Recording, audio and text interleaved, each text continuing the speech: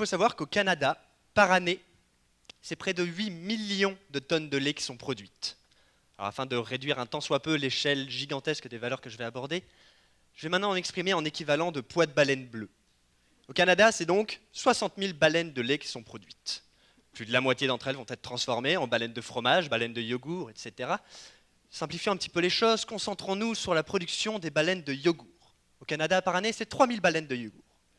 Sauf que pour chaque baleine de yogourt produite, c'est près de 3 baleines de petits laits, de lactosérum, qui sont à leur tour coproduites. On imagine assez facilement ce que l'on fait avec nos baleines de yogourt, on en retrouve des petits bouts dans nos frigos. Qu'est-ce qu'on fait de nos baleines de petits laits? On en fait plein de choses en fait. Elles sont réutilisées pour la production des baleines de fromage, réutilisées pour la production de lait infantile, dans l'alimentation sportive, également pour la production de biocarburants, de bioplastiques. Certaines sont même disséquées pour en extraire des molécules actives qui ont des effets bénéfiques pour la santé. Super, formidable, valorisation de nos baleines de lait, zéro déchet, merci, c'est tout pour moi. Bon, dans la réalité, ça ne se passe pas exactement comme ça, ce serait trop facile.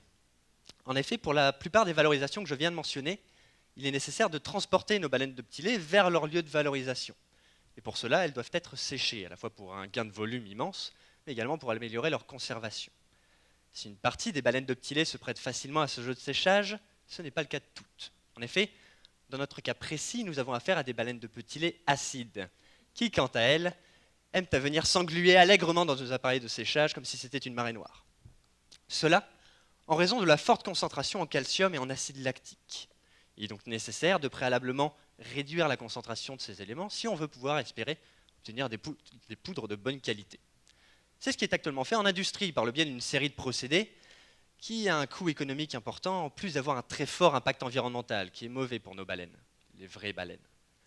L'idée est donc de trouver une technologie qui permet de réduire la concentration de ces éléments, tout en ayant un impact environnemental le plus faible possible. C'est là qu'intervient mon projet.